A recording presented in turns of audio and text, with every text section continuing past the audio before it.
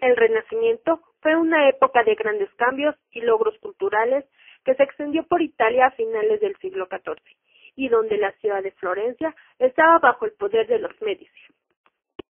En la ciudad de Caprese, en una villa de Toscana, nace el 6 de marzo de 1475 Miguel Ángel Buonarroti, quien desde niño manifestó su talento y gusto por la escultura, aunque su formación fue en Florencia, donde uno de sus mecenas sería Lorenzo de Medici. Una de las primeras obras que realiza es La Piedad, donde Miguel Ángel representa la escena de la Madre de Cristo recibiendo el cuerpo de su hijo al ser bajado de la cruz. Algo que ha llamado la atención de esta obra es la extraordinaria pureza del rostro de María, que contrasta con la dramática escena, ya que la actitud de la Virgen es distinta de la imagen dolorosa. Esta representación es un enigma sentimental y expresa una vaga melancolía. Se muestra una resignación dulce y serena. Miguel Ángel fue criticado por el rostro virginal de María, ya que es demasiado joven para ser la madre de Cristo, además de que Jesucristo se ve mayor que ella. El artista respondió a la crítica de Condivi. ¿Acaso no sabes que las mujeres castas conservan por más tiempo su belleza y lozanía que las que no lo son? ¿Cuánto más? Entonces, una virgen que no tuvo jamás el más mínimo pensamiento pecaminoso, pero, además, en ella la lozanía revela también el deseo divino de revelar al mundo la real virginidad y pureza sin mácula de María. En cambio, en el Hijo habría de demostrar lo contrario, pues el Hijo de Dios se había encarnado realmente en un hombre, y por lo tanto estaba expuesto a todo cuanto puede ocurrirle a un mortal, incluso el pecado. Por lo tanto, en su caso era necesario reprimir lo divino, no lo humano, así que había que resaltar la edad. No te asombres, pues, ahora que has escuchado mi razonamiento, de que la Santísima Virgen, Madre de Jesucristo, sea más joven que su propio Hijo, aunque en realidad sea precisamente al revés. El artista recurrió con frecuencia al estilo clásico de la escultura con un tono helenista, que buscaba exaltar el cuerpo humano. A pesar de que en algunas de sus obras se reconoce las influencias que había recibido hasta el momento, a partir de La Piedad se percibe un estilo propio que después se convirtió en un patrón artístico digno de ser imitado, y consiste en pintar y esculpir a la manera de Miguel Ángel, o sea, a su modo, estilo, siendo esa manera un especial énfasis en el tono muscular, expresión y movimiento en el cuerpo, lo cual es una poética distinta a la de la mayoría de los artistas del Renacimiento. El David creado por Miguel Ángel es un ícono casi religioso, representando una época espléndidamente masculina en la historia de la humanidad. Es la expresión más lúcida del sentimiento en el Renacimiento italiano. El hombre es un gigante. El hombre puede crear y recrear el mundo a su voluntad, y hasta donde dé su inteligencia. Las proporciones del David no corresponden exactamente a las de la figura humana. Su cabeza, manos y torso son más grandes de lo estipulado según las proporciones clásicas. Algunos han visto en esta desproporción una muestra de manierismo. Esto resulta extraño, a pesar del conocimiento que tenía el artista sobre el cuerpo humano, ya que lo había estudiado. Miguel Ángel comienza a tener una preferencia por lo inacabado. Comienza la elaboración de un San Mateo, que era un proyecto colectivo, que debía formar parte de un conjunto de 12 apóstoles. Pero la figura fue solamente esbozada y nunca terminada. Esto no fue una cuestión de negligencia, sino que el mismo artista consideró que esta obra tenía ya una expresión completa aún sin terminarse. Esto propuso un concepto nuevo en el arte, llamado non finito, no terminado. Giorgio Vasari, quien escribió una de las biografías del artista y además lo conoció, señaló que la mayoría de las esculturas de Miguel Ángel representan algunos rasgos que habían dejado de trabajarse a propósito. Otros analistas presentan tesis más imaginativas, como en que cada etapa del proceso es creativo en sí mismo. En algún momento, un trozo de piedra puede considerarse una obra de arte, o porque una parte de la expresión que se logra en el personaje satisface en su totalidad la idea inicial del artista.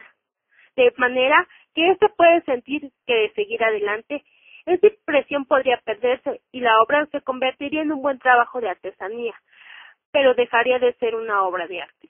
El non finito es muy socorrido en el arte contemporáneo. Algunas de estas obras inacabadas son el grupo de esclavos para la tumba de Julio II. También un grupo de representaciones de la Piedad, donde en una de ellas también se ve el rostro de Miguel Ángel, representado como Nicodemo, quien en el Nuevo Testamento se menciona que tiene algunas conversaciones con Cristo. En esta representación, Nicodemo ayuda a bajar a Cristo de la cruz. Una de las obras más conocidas de Miguel Ángel son los frescos de la Capilla Sixtina. Ahí se encuentra la expresión de la mente del artista. Determina un estilo, donde la figura humana parte de una propuesta de volumen, tal vez imitando esculturas. La escena más famosa es la creación de Adán, donde Dios le da vida al hombre. Dios, sostenido por ángeles, extiende el brazo a Adán para transmitirle el fluido de la vida. En su ensayo sobre el gusto, el filósofo de la Ilustración, Montesquieu, menciona sobre esta parte de la obra. Un brazo extendido es mucho más largo que aquel que no lo está. Nunca nadie ha conocido más el arte que Miguel Ángel. Nadie ha jugado más con esto. Efectivamente, el brazo de Adán es más largo que el otro y es casi del mismo tamaño que la pierna. Pero también el brazo de Dios, que rodea a Eva por el cuello, es más largo que aquel donde sale la chispa divina. Eso resulta extraño, ya que el artista conocía la proporción de los cuerpos. Tal vez le gustaba jugar con ello y la perfección de los cuerpos. Miguel Ángel señaló alguna vez: La perfección no es cosa pequeña, pero está hecha de pequeñas cosas. Montesquieu señala que todas las obras de arte tienen reglas generales. Los escultores y pintores han establecido las proporciones que son precisas para dar al cuerpo humano y han tomado como medida la proporción del rostro. Pero es preciso que violen las proporciones debido a las diferentes actitudes en las que tienen que poner los cuerpos. Por su contenido espiritual, el arte de Miguel Ángel se configura en el seno del Renacimiento, pero por el dinamismo de sus ritos y la expresión de su fuerza, anuncia algo sustancialmente nuevo. Dos palabras que podrían considerarse fundamentales en la historia y en Miguel Ángel serían la pintura y la escultura. La escultura fue la primera que desarrolló el artista desde niño, y él la prefería sobre todas las cosas. Sus obras son conocidas en todo el mundo, y logró manejar el mármol de manera que nadie más lo había hecho, logrando crear cosas tan maravillosas como serían el David, símbolo de la libertad florentina, o el Moisés de la tumba de Julio II.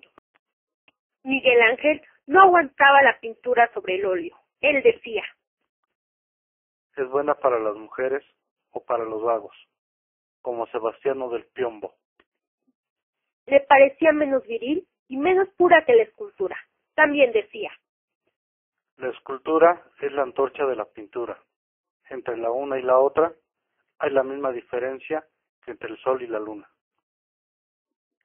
Con los frescos de la Capilla Sixtina, creó nuevas técnicas que serían utilizadas por otros artistas, además de que algunas pinturas, como las batallas de Cancino, lo llevarían a enfrentarse a otro gran genio de la época, Leonardo da Vinci, quien también realizaría la obra de la batalla de Anghiari. A pesar de que ambas obras se perdieron, hubieran sido una huella importante en la historia. Miguel Ángel fue admirado por sus discípulos o por sus contemporáneos como Rafael, quien al ver sus frescos de la Capilla Sixtina como símbolo de respeto y admiración, incluyó la imagen de Miguel Ángel como si fuera Heráclito en la pintura de la Escuela de Atenas, donde están representados los filósofos clásicos. Los artistas modernos se sintieron atraídos por el arte de Miguel Ángel, hallando sus mismos problemas, lo terrible como alternativa a la medida humana, el sufrimiento y la muerte como meta en la vida. Algunos de los que se inspiraron son el inglés Blake, quedó impresionado con la expresión de los bienaventurados y condenados del juicio universal para realizar los grabados del libro de Job. Artistas franceses también se inspiraron en sus obras. Jericault en la barca del diluvio para crear la balsa de las medusas. Y Delacroix representa al artista en su estudio teniendo como fondo la Virgen de Médici. Y otros escultores, como Carpeaux y Rodin, retoman el pensador de la tumba de los Médici para crear el Ugolino y el Pensador. Junto con Leonardo da Vinci, Rafael y Donatello, Miguel Ángel es considerado uno de los más grandes artistas de la época. El artista jamás formó una familia. Su vida era la escultura. Los últimos años de su vida se dedicó a hacer obras sobre la piedad, hasta que por su avanzada edad no pudo sostener más sus instrumentos de trabajo y el 18 de febrero de 1564 muere en su casa de Marcel de Corbie, a la edad de 89 años, rodeado de sus amigos más íntimos. Quizá un artista como Miguel Ángel no vuelva a existir, y como señalaría Giorgio Vasari. Después de Miguel Ángel, solo queda imitarlo.